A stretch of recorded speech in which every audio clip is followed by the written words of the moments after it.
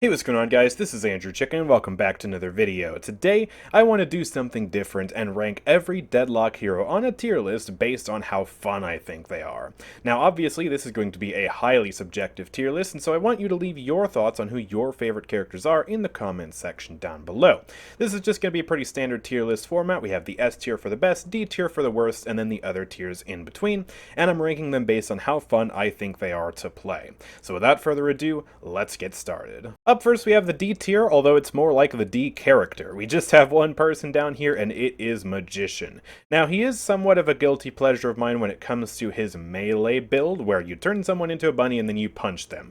It's a little silly, but I do ultimately think that this character just needs some kind of a rework. The bunny hex is super oppressive and annoying. His ultimate has all sorts of wackiness to it, and while it's a cool idea, it certainly has some balance problems, such as mainly, having a way lower cooldown than the ultimate that you actually stole. He could steal Dynamo's ultimate and then get his ultimate back faster than the Dynamo. I just don't think that's fair.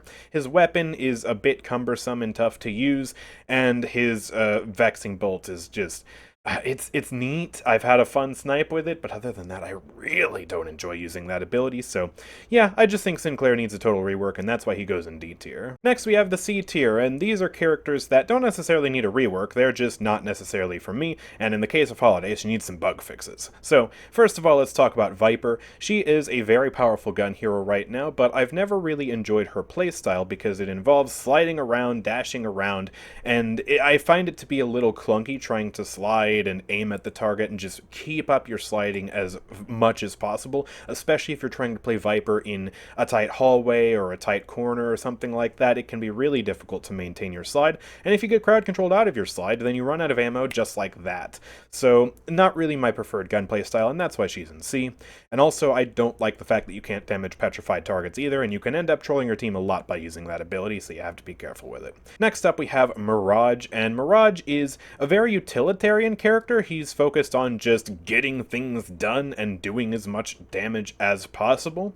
However, I just don't really like some aspects of his kit, and so that's why he goes down into C. He's certainly salvageable, and he probably needs some kind of soft rework just to make him more of a balanced character, but I've never really found his ultimate to be fun to use, and sometimes I feel like I just use it really, really poorly.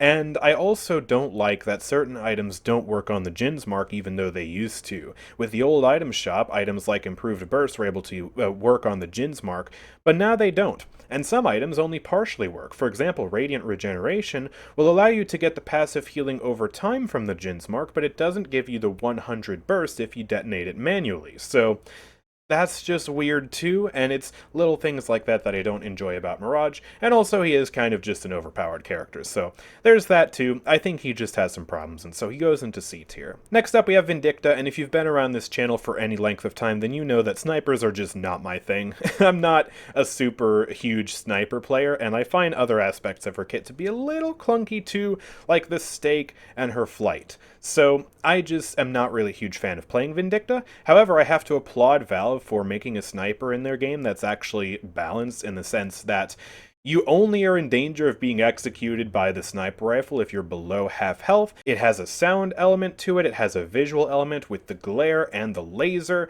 and it's an ultimate ability. She's not sniping you 24/7. So they've really done everything possible to make it so that the sniper is, it's impactful, it feels like an ultimate, and it's not just this constant fear and annoyance where you could peek any corner and suddenly get sniped from 100 health down to 0. Like, ugh, I really, really dislike games that do that, like Overwatch, where you peek a Widowmaker and boom, you're just dead, and there's no laser sight or anything to let you know she's there.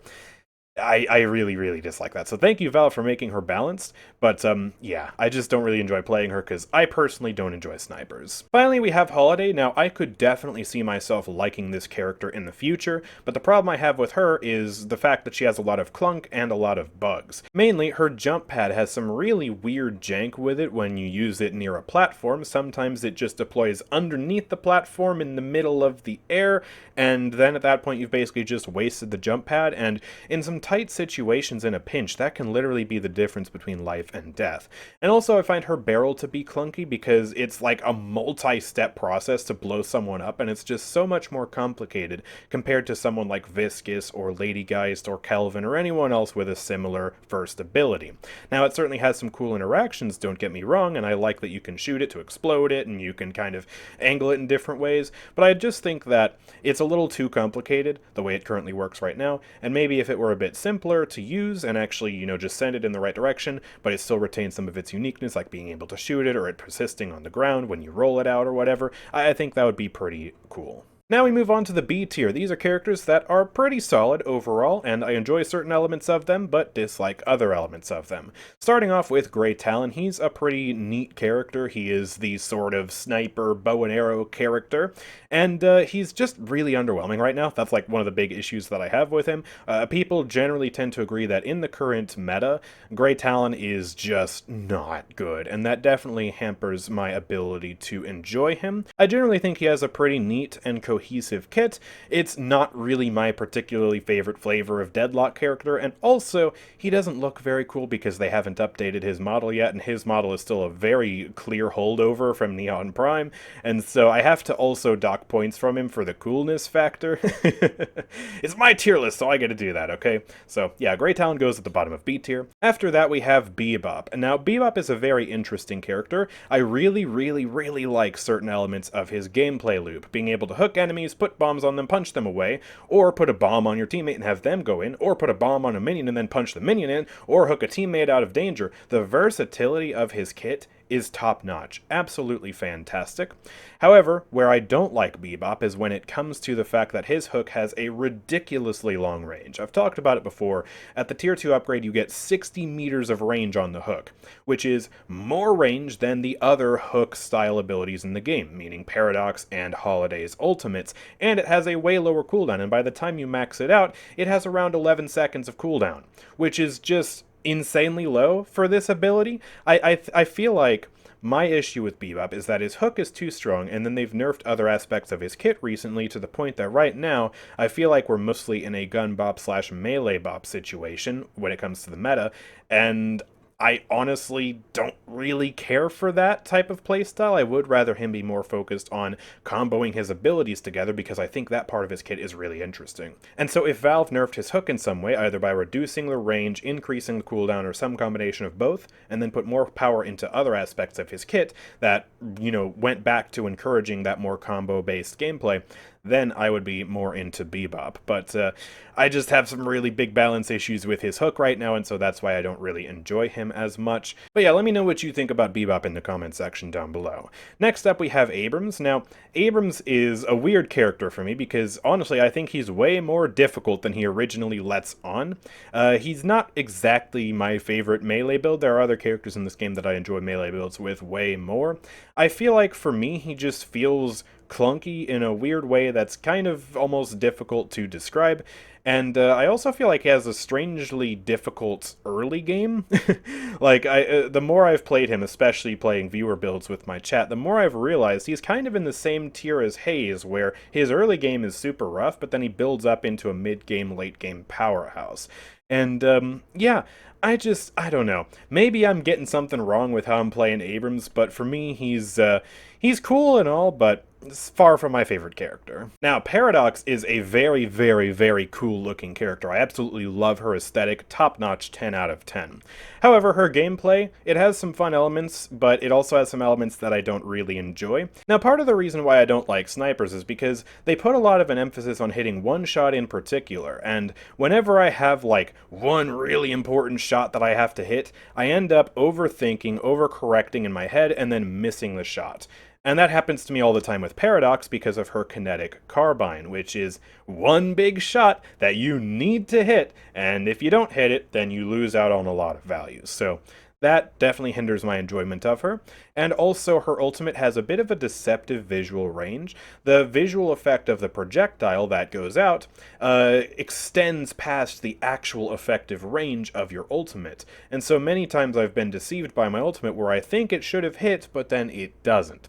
and also putting myself in danger to swap someone else into danger. It's a difficult thing, and while there are certainly ways around it, it just feels uncomfortable to me. And also sometimes the wall just feels kind of weird, feels kind of pointless, like sometimes the enemies can just completely avoid that, but then other times it's super oppressive. I don't know. She's kind of a hit or miss character to me. Sometimes I'm really, really enjoying her, and other times I'm just yearning for a different character. So that's why she's going to go in B. I think that's a pretty reasonable spot. Next we have Kelvin, very supportive character, and I want to like him because I look like him, but yeah, I don't know. I've never really been super sold on his kit. He certainly doesn't have a bad kit, it's just not really for me. I think that's really all we can chalk it down to. There's nothing in particular I would say I hate about him, it's just I also don't really like him, and also he has some similarities to Viscus, but it's just slightly different, and because I prefer Viscus so much more, Kelvin just feels weird by comparison. So he's going to go down into the B tier. And I guess that's a minor spoiler for the S tier, but I'm pretty sure you saw that coming. Now, Yamato is a very interesting character. In some ways, she's very broken. Her grapple ability goes through walls. I think that's absolutely disgusting. However, I have taken a liking to melee Yamato recently. Her ultimate allows her to punch with impunity because she can't be stunned. She's able to make a lot of space, and her grapple tool helps to get her right up close and personal. And so all of that results in a playstyle when it comes to melee that I think is just way more fun than Abrams. However, I still don't find myself enjoying Yamato all that much, so she's limited from going up into the A tier for me. Also, kind of similar to Grey Talon, I have to dock major points for her looking absolutely terrible, and I cannot wait for Valve to get that updated model in here. Hayes is pretty much the pinnacle of the default character. She's just a very simple, very effective gun character, and that's okay. Yeah, there's really not much to say about her. Just kind of vanilla, and so she's there for a standard Deadlock experience. The one thing I don't really like about Hayes is that she's able to go invisible, because it's not very fun to play against sometimes, but otherwise, yeah, she's just vanilla. So yeah, she goes close to the front of B tier, because that's just the way her character was designed, was to be a very average character, so here we go. Dynamo is at the very top of B tier for me alongside Ivy, and that's because I think Dynamo is a very cool character overall. I love his aesthetic, and a lot of his abilities are super fun. I think he's a very well-designed supportive character because he's not just a heal bot, but his healing is still very powerful. And he's got a lot of playstyles too, so I think Dynamo is excellent for that. However, this is based on how fun I think they are to play as, and for me, one very major limiting factor for Dynamo is that he does have a lot of clunk to him, especially when it comes to canceling his abilities. Valve has just been really weird with the ability canceling. It used to be way back in the day that you had a setting for every individual character where you could customize what button you press to cancel your ability. And that functionality still kind of exists, but also if you want to cancel the ability, the specific ability, with your ability key, then that's just a global toggle now, whereas it used to be on a per hero basis. And so right now I have that toggle off because I've ended up not really liking it for some characters like Moed, Krill, or Seven, where I spam press their ultimates because I'm panicking and then I accidentally cancel them. But yeah, then that feels really, really bad on Dynamo to have that setting off for some things like his Healing Nova. And when it comes to the Healing Nova as well, until you max that out, you can't actually seamlessly Quantum Entanglement, so you need to manually cancel the Healing Nova to then go into the Quantum Entanglement, and I just find that to not be a fun interaction. And also, yeah, if I just have the cancel ability to the default cancel ability, then I guess the same spacebar button is for the Healing Nova and for the ultimate, and that's also weird. And also, you can't jump during his Healing Nova. So there's multiple layers of jank to the ability canceling on this character, and I want Valve to go back to the original system that they had for that, at least when I started playing. I don't know if it was the true original system, but at least the system when I started playing, it was just so much better than the current one. I genuinely don't know why they changed it to be worse. So yeah, Dynamo's kind of here just because I feel the need to rant about that. But also, I just kind of find myself tending to go for the characters in A tier more. But Dynamo's still a fantastic character, and honestly, the top of B tier isn't a bad rank for him. And then also, we do have Ivy at the top of B tier. Now, she is a pretty interesting character for a lot of reasons. Her ultimate is pretty neat. Her stone form provides a lot of versatility, especially for doing challenge runs, which I tend to do on this channel a lot. She has a very satisfying gun build, and her kudzu is very satisfying for farming. Again, though, I do find myself gravitating more towards the characters in A, but overall I'd say she's a pretty solid good character. Alright, now we get to the A tier. These are a lot of the characters that I would say I enjoy quite a lot, and I find myself playing with some consistency if I'm not feeling like playing the characters in S.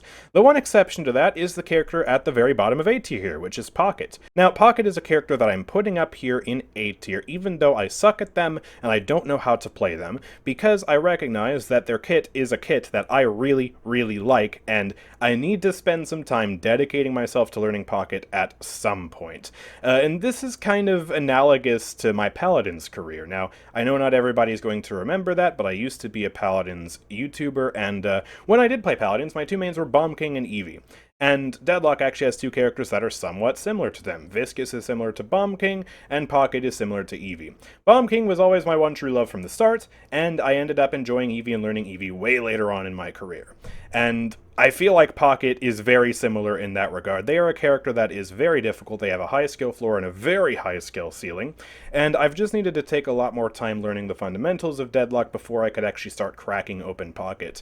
And right now I'm still just in my, S-tier characters phase, as you'll see later on, and so I just haven't gotten to the point where I want to learn Pocket yet, but I do know eventually they're going to be in my core roster at one point or another. So, yeah. That's why they're an A tier, even though you don't see me play them too often right now. Next, we have Infernus. Infernus is getting boosted heavily because he is, in my opinion, one of the absolute coolest looking characters in the entire game. I just love his aesthetic. I can't wait to see the updated textures for him because he just looks incredible. But also, I do find him to be pretty fun. He's kind of similar to Haze in the sense that he's a more vanilla default character. However, I do like his dash, I do like his damage amplification, I find his gun to be satisfying, and yeah, he's just cool. He's just cool, so he goes into A tier. Is that some bias, me putting him that far ahead of Haze because he just looks cooler than her, mostly? Yeah. Yeah, but it's my tier list, okay? Just make your own tier list, okay? If you don't like it. Next up, we have McGinnis, and McGinnis is a character with a lot of different playstyles, and I'm putting her up here because of one playstyle in particular, and that is her sort of healing hybrid turret playstyle. I really, really enjoy playing McGinnis as a character who pumps out tons of healing and supports her team with the healing tempo item, while having some pretty powerful turrets in the process. I think she has some of the absolute best healing in the game, and it's just so satisfying to me to watch my health numbers go up, to watch my teammates get healed, to watch other gun characters on my team absolutely shred objectives and enemies because of the boosts that I'm giving them from my Medicinal Spectre. I find her to be one of the most satisfying support playstyles in this game, and so that's why she goes up into A tier. She's definitely not for everybody, and other playstyles of hers I don't necessarily like as much, but that one playstyle in particular is one of my favorites, and so she goes into A tier for that. After that, we have Mo and Krill. Now, Mo and Krill can sometimes be a very frustrating character to play against. However, I do find Mo and Krill to be pretty fun to play as for a variety of different reasons. I think their kit works very well together. I like their ability to just dominate a lane in the early game with a metric crap ton of healing from Scorn, and yeah, I also enjoy playing really tanky characters that can go in and kind of be the front line and lock down kills for their team, and that's exactly what Mo and Krill does, so really just fits the bill for an A tier character, I would say. Overall, a generally satisfying character for me to play. And in a similar vein, we have Calico, who's kind of like a tank-flank hybrid. She is very agile, very mobile with Ava, and if you haven't played a max speed Ava build yet, by the way, you're missing out. The scaling of Ava's movement speed when you get certain items online, like Juggernaut and Magic Carpet, is just ridiculous. It's so fun. So give that a try sometime if you haven't. But even without that, I just really enjoy her ability to go around and box farm and then flank enemies, sneak up on them, do 1,000 billion damage to them, and then get away with the crime. It's a satisfying game loop to me. And she would go higher into A tier, if not at the very bottom of S tier. However, they have nerfed her a lot recently, and one of those nerfs in particular actually hurt my enjoyment of the character, and that is the nerf to the box farming. I really found it fun to just plow through a million boxes in a second as Ava, and they made it so now Ava has like a tiny melee attack that she has to do every time, and it really slows down the pace of the box farming and adds some extra clunk to it.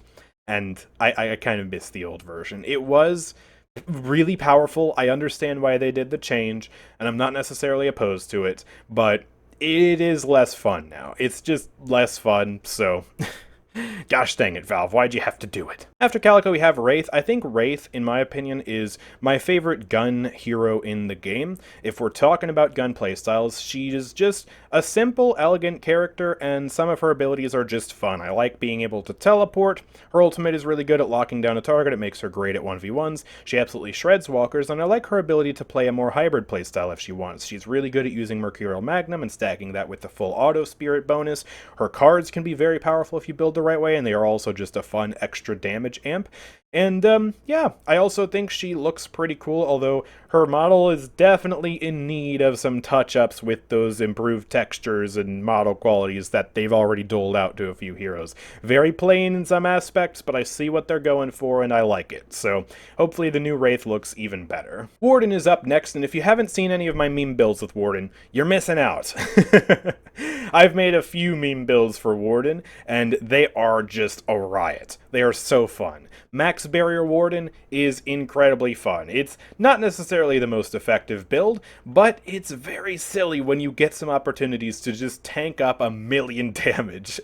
Especially in the mid-game area, he's just so dominant with that. And the max movement speed build as well is actually much more of a serious build, and by golly, that is so much fun too. So Warden just has a lot of meme potential. He has some pretty good build diversity, and yeah, he's just really fun for that. What can I say? I enjoy a good meme build, and Warden has plenty of those.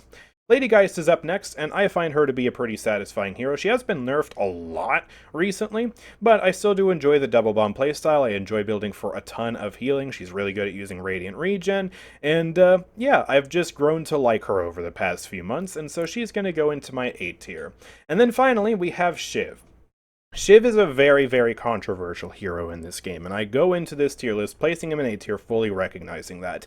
And I can recognize objectively that he probably needs some kind of soft rework, because he is very, very powerful for almost no item investment. Deferring damage and having an execute on the same character is a recipe for making a character just so utterly dominant, no matter what you do to the rest of his kit. He is very strong for those two factors, and those strengths do lend to him being a fun character to play as when it comes to my purposes as someone who enjoys making silly builds. He's been excellent for many challenges that I've featured on the channel, and he is really just a good, solid platform from which you can expand on and use pretty much any silly item in the game that you want to. You can build him for spirit, you can build him for gun, you can build him for punch, you can build him for tank, you can build him for just spamming 1,000,000 situational items. The world is your oyster when it comes to the item shop on Shiv, and that's what I really appreciate about him at the end of the day, is that he has such a reliable base kit that you can just build whatever you want on the character. Now, obviously, some builds for Shiv are better than others. There's a distinct meta, but in terms of just casual gameplay, especially at the level that I'm at, you can really get away with so many silly things on this character, and so that's what I like about him. But ultimately, he probably does need some changes if we're being more serious. I don't know what those changes are. I'm not a balance expert, but yeah, I can appreciate playing the character in his current state while also recognizing that, yeah, I am probably somewhat guilty for being a Shiv enjoyer, and he probably does need some changes, and he's definitely not a super fun character to play against. Shoot, sometimes I don't even like playing against him because it feels like my damage does nothing to him. But yeah, as far as playing as him, Shiv goes into A tier for me. Alright, now let's get to S tier. These are my top 3 favorite characters in Deadlock. This is my ideal setup for our current queue system, where we have to queue for 3 characters.